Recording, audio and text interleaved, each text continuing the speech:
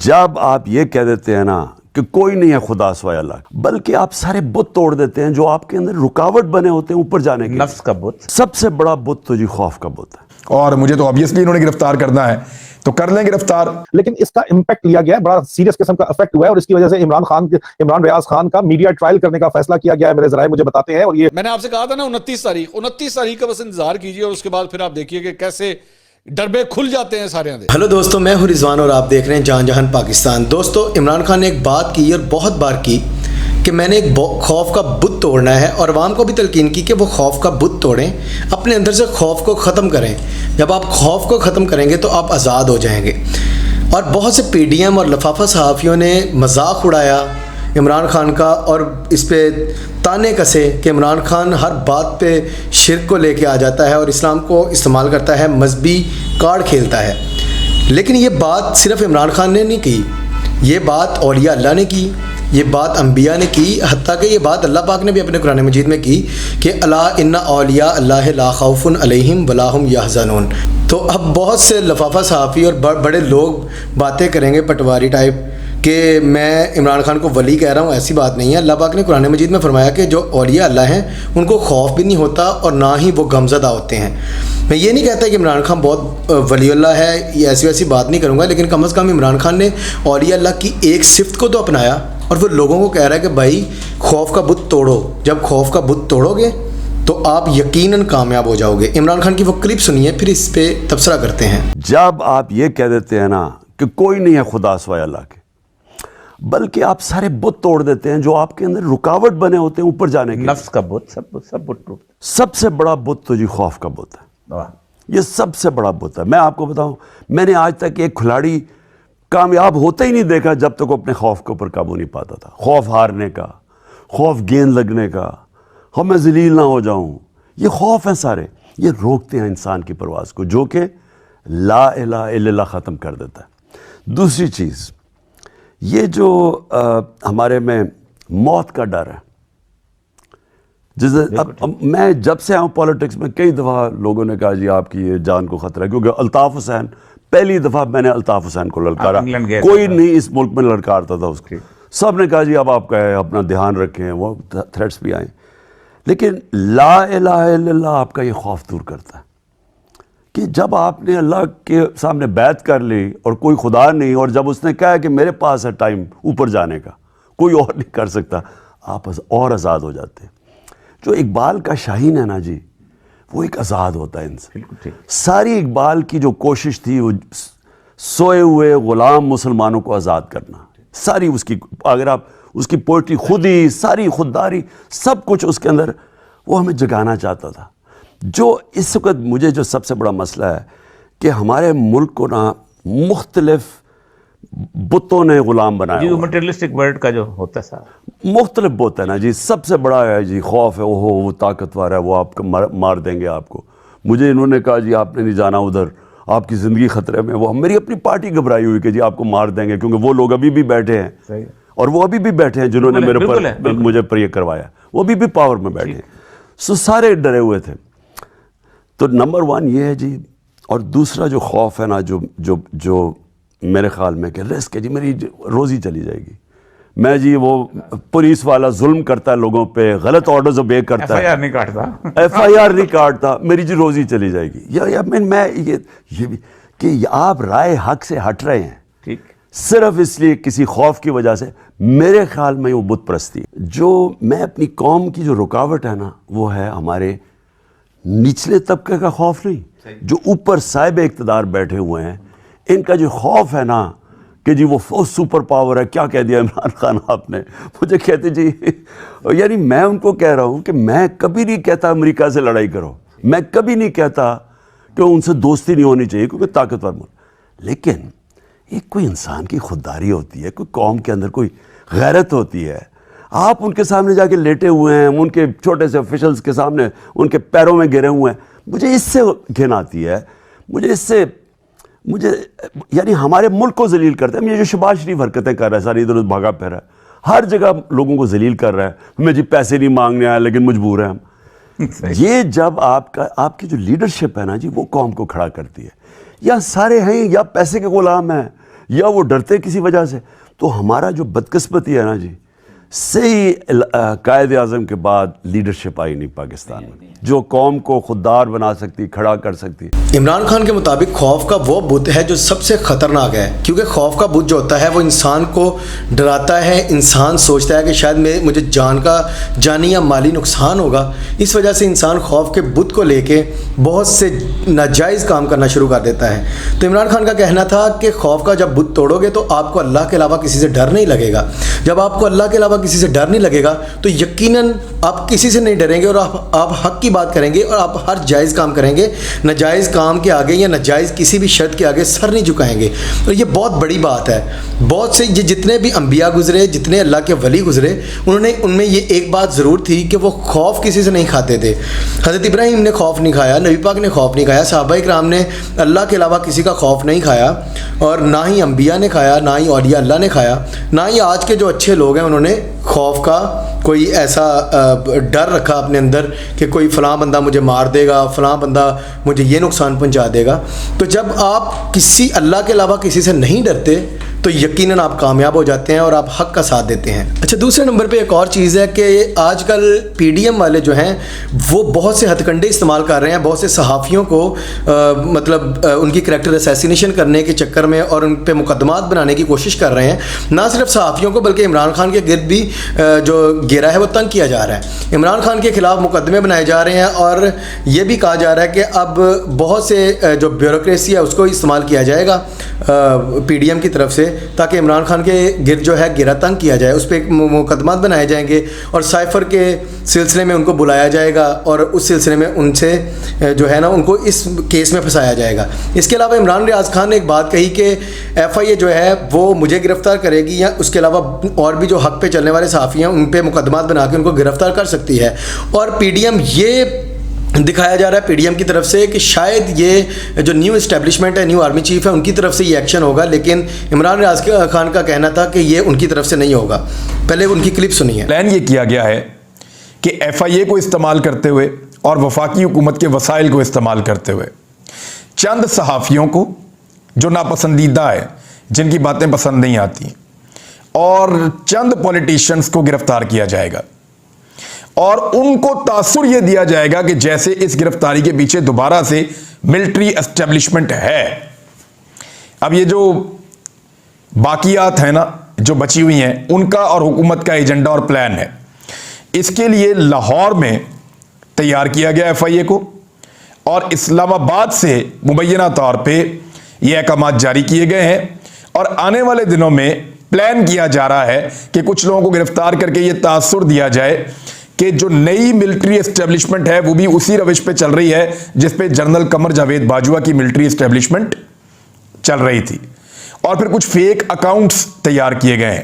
یہ fake accounts فوری طور پہ پاکستان تحریک انصاف کے اکاؤنٹ بن کر ظاہر کریں گے کہ پاکستان تحریک انصاف کے ہیں اور فوری طور پہ حملہ آور ہو جائیں گے نئے آرمی چیف پہ یا فوج کے اوپر ان گرفتاریوں کو لے کر.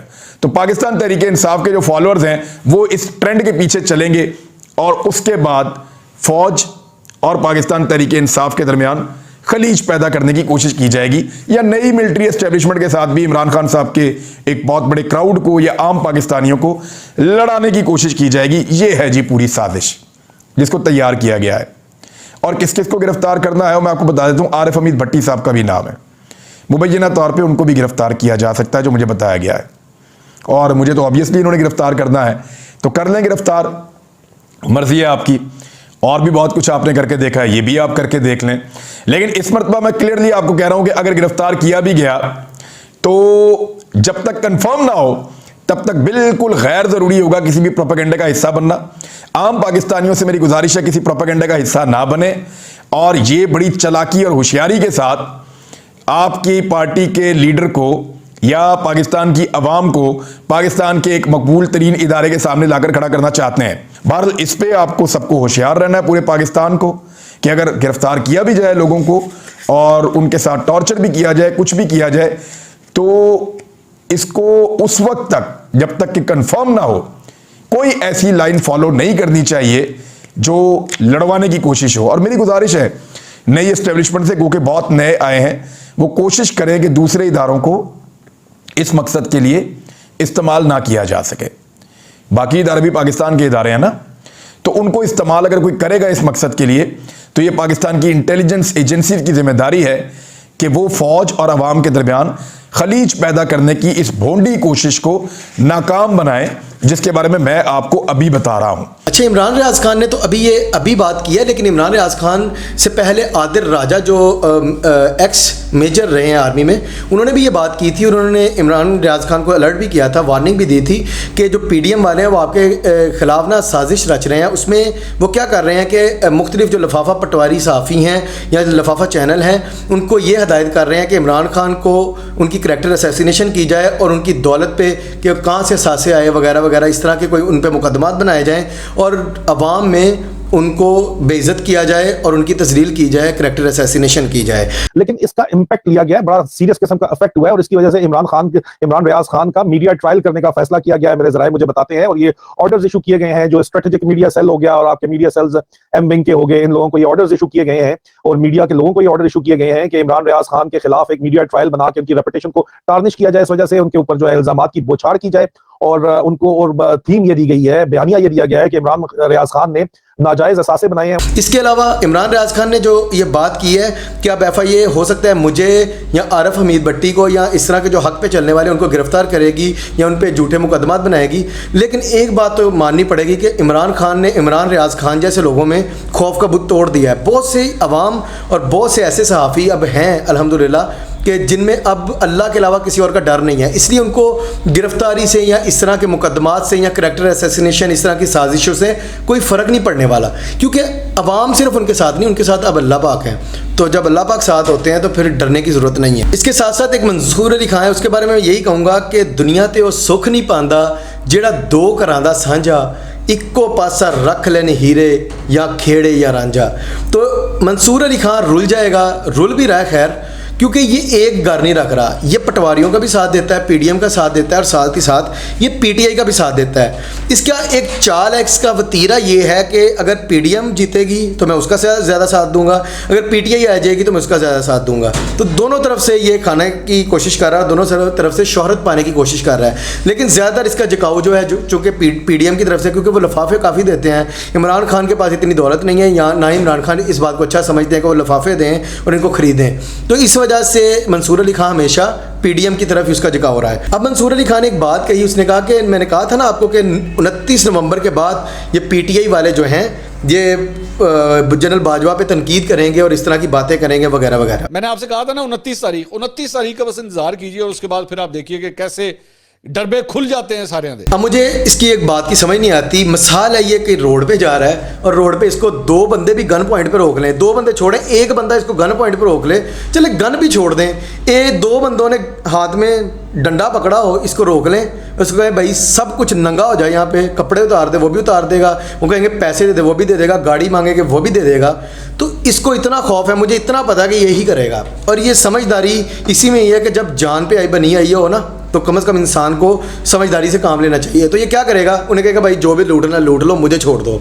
और जहाँ पे इतनी बड़ी एक पावर है, एक आर्मी चीफ के बारे में बात करना, और जब वो हाजिर सर्विस हो तो ये आसान काम नहीं है। तो ये कोई बड़ी इसने मार्फत वाली बात नहीं की, ये हर बंदे को पता था कि जब तक आर्मी चीफ जनरल बाजवा हैं आर्मी के, उनके दो मकसद हैं जिनकी वजह से अवाम उन पर तनकीद नहीं करती थी। एक तो आर्मी के सरबराह हैं, जब उन पर बात की जाती तो जो लोग हैं, जो बाकी दुनिया है, इंडिया और बाकी जो मुखालिफ कंट्री हैं, वो बहुत ज़्यादा तनकीद करते हैं कि लो जी ये आर्मी है इनकी, अवाम इन पर कीचड़ उछाल रही है, इनको गालियाँ दे रही है।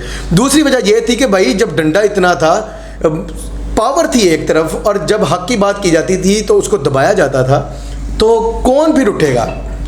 कम से कम वो जो पावरफुल लोग थे उनको उठना चाहिए था, वो उठे भी। इमरान खान ने बात करते रहा, इमरान खान, आज़म स्वाति के साथ क्या हुआ, फिर शहबाज गिल के साथ क्या हुआ, ये सब कुछ हुआ, लेकिन जो आम आवाम है वो बेचारी इतने जोगी नहीं है। तो इस वजह से जब रिटायर हुए तो रिटायर होने के बाद चूँकि अब वो हाजिर सर्विस नहीं है, इसलिए उन पर तनकीद करेंगे तो कोई बात भी नहीं करेगा, ना इंडिया बात कर सकेगा, ना कोई और कंट्री बात कर सकेगा, तो और ना ही اب عوام کو یہ ڈر ہے کہ بھائی یہ آرمی چیف ہے اور کسی بھی طرح سے ہمیں اس سے ڈرنا چاہیے. تو یہ وجہ ہے کہ اب اوبویسلی جو انہوں نے کیا ہے, جو بویا ہے, وہ کاٹنا تو پڑے گا. اب عوام کے سوالوں کا جواب بھی دینا پڑے گا, ان کی تنقید کا سامنا بھی کرنا پڑے گا, یہ سب کچھ کرنا پڑے گا. تو منصور علی خان نے ہمیشہ صرف پاپولیرٹی, شہرت کے لیے کچھ بھی اس طرح کی بکواس کرتا ہے, اور دوسرے نمبر پہ لفافے ملتے ہیں نون لیگ کی طرف سے, پی ڈی ایم کی طرف سے, وہ انجوائے کر رہا ہے. تو کرتا رہے بھائی, حق پہ نہیں چلتا تو اب کیا کریں. خوف کا بت ہے اس میں.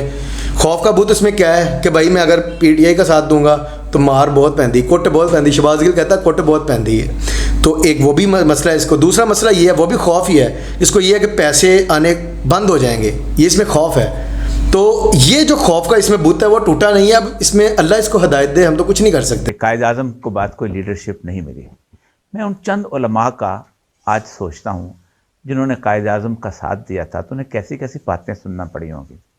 بیٹی نے پارسی سے شادی کر لی, خود پارسی سے شادی کر لی, 6 فٹ پہ اسلام نافذ نہیں کر سکتا, زندگی ایسی نہیں ہے. لیکن وہ لوگ جو چند ہی دیندار تھے انہوں نے قائد اعظم کا ساتھ دیا تھا. اور آج صرف ان 25 کروڑ مسلمانوں سے پوچھیں جو بھارت میں رہتے ہیں کہ یہ دنیا جو اتنی ظالم ہے اس میں یہ ملک کتنی نعمت ہے. اب اینکر پرسن اوریہ مقبول جو ہیں وہ عمران خان کا انٹرویو لے رہے تھے, اور انہوں نے اینڈ پہ ایک بات کہی جو بڑی مزے کی تھی کہ قائد اعظم کیوں جیتے. قائد اعظم اس لیے جیتے کیونکہ بہت سے علماء کرام نے حق پہ چلنے والے کا ساتھ دیا, یعنی قائد اعظم محمد علی جناح کا ساتھ دیا. اس وجہ سے کیا ہوا کہ عوام بھی پھر علماء کرام کو جو فالو کرتی تھی وہ قائد اعظم کے ساتھ ملی, اور اس طرح سے حق پہ چلنے والے لوگوں نے ایک اتنا بڑا ووٹ بینک بنا لیا کہ پاکستان وجود میں آ گیا. تو آج کے دور میں کیا ہے, آج کے دور میں بھی بہت سے علماء کرام کو چاہیے کہ وہ خوف کا بت وہ بھی توڑ دیں اور عمران خان کی حمایت کریں. مجھے ایک بات کی سمجھ نہیں آتی, بہت سے لوگ یہ کہتے ہیں کہ علماء کرام کا سیاست میں کوئی کام نہیں ہے. بھائی اگر علماء کرام کا سیاست میں کام نہیں ہے تو نبی پاک کے دور میں جتنے بھی فیصلے تھے سیاست کے متعلق بھی جو ہوتے تھے وہ مسجد نبوی میں ہوتے تھے. صحابہ کرام پہ جو خلفائے راشدین ہیں ان کے دور میں بھی ایسا ہی ہوتا تھا. اس کے بعد جتنے بھی آگے جو لیڈرز آئے ہیں ان کے دور میں ایسا ہی ہوتا تھا. علماء کرام ان کی رہنمائی کرتے تھے. ارطغرل کے دور میں ایسا ہوتا تھا. سلطنت عثمانیہ میں علماء کرام جو بادشاہ ان کی رہنمائی کرتے تھے. تو آج کے پھر قائد اعظم کے دور میں جو علماء کرام تھے وہ قائد اعظم کے ساتھ انہوں نے قائد اعظم کو جوائن کیا اور اس طرح پاکستان بنا.